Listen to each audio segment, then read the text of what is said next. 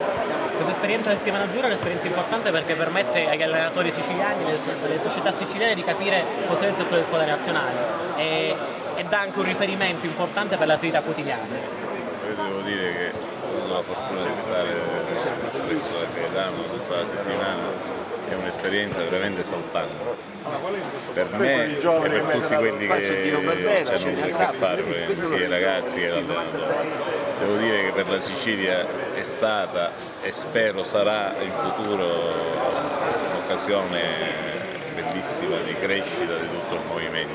Sicuramente questa era la prima edizione, faremo degli aggiustamenti e sicuramente l'anno prossimo sarà ancora più bello.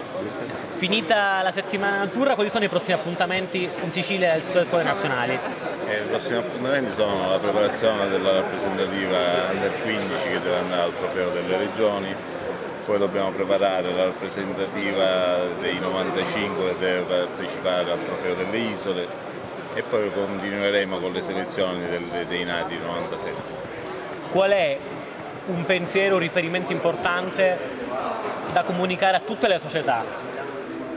Che bisogna lavorare molto e bene sul settore giovanile. Io seguendo Gaetano Gebbia veramente mi sono reso conto che con le piccole cose si può ottenere veramente tanto. Ringraziamo il responsabile Gaetano Russo e gli auguriamo buon lavoro.